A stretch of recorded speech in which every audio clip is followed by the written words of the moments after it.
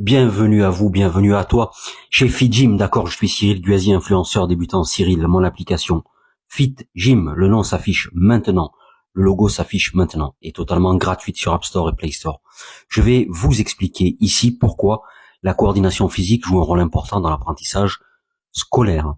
Donc, en étant bien coordonné, un enfant va effectuer des mouvements fluides, contrôlés, d'accord? Il pourra participer avec plus d'aisance aux activités physiques, sportives, aux tâches quotidiennes, d'accord? C'est lié. La coordination est liée au développement de compétences cognitives, sociales et émotionnelles. Alors, comment la coordination va influencer l'apprentissage scolaire? La coordination fine adéquate est essentielle pour une écriture fluide et lisible.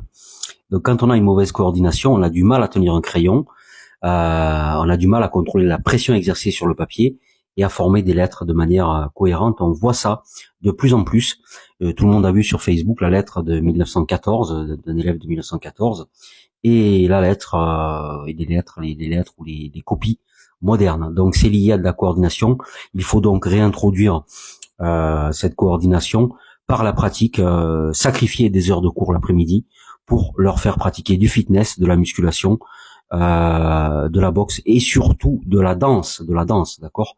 Je pratique moi-même en débutant le shebam, le jbam, voilà, le jbam, ça veut dire jbam, on verra ce que ça veut dire, on verra vite une fois que je serai amélioré, on fera du jbam. La motricité globale. Alors la coordination motrice globale, c'est nécessaire pour courir, sauter, lancer une balle, participer à des jeux de récréation. Donc ça va développer la force musculaire de l'enfant, l'endurance, l'équilibre. L'équilibre, c'est pour ça que j'ai mis des vidéos de Swiss Ball, la concentration. Donc ça va l'aider, ça va favoriser, écoutez bien cela, sa capacité à l'enfant à rester attentif en classe. Donc 4 heures ou 5 heures de cours le matin, ça suffit largement.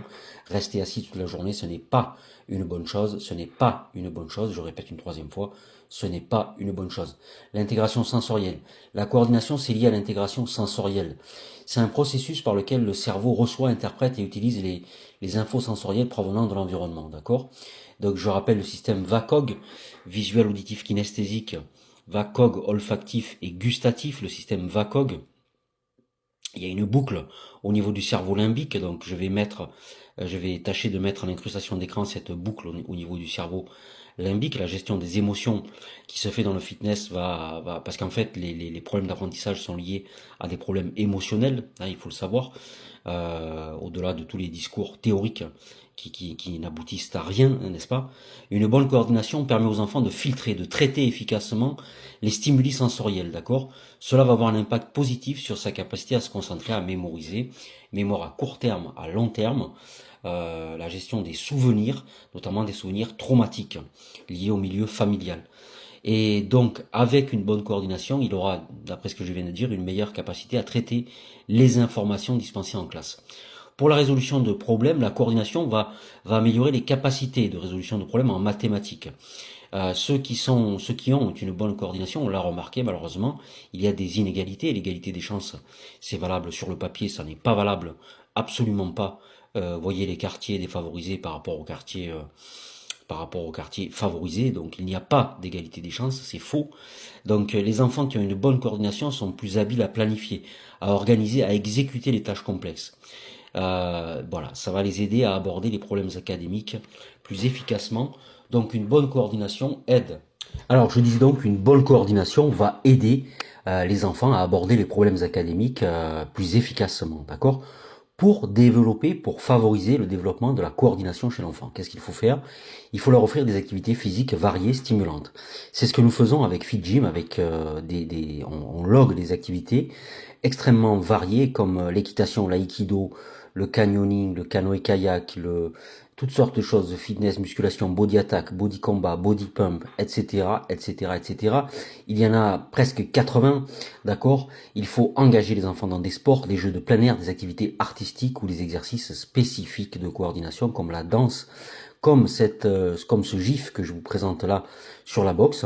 Ça va renforcer les compétences motrices et cognitives, d'accord?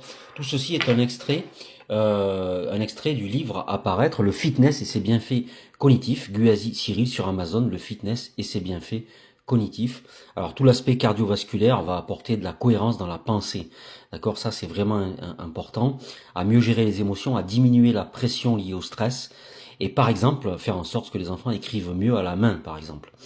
Donc, il faut que les enseignants intègrent des pauses actives, des activités de mouvement dans la routine de la classe pour encourager la coordination et l'apprentissage global. Je répète, des pauses actives dans la classe et des activités de mouvement dans la routine scolaire. Dans la routine, c'est-à-dire dans une heure, moi je faisais des maths, de la technologie. Dans une heure de maths ou de technologie, vous intégrez une routine de mouvement, d'accord? Ça peut être extrêmement intéressant. Cela les fera lever de leur chaise et ça fera de mal à personne.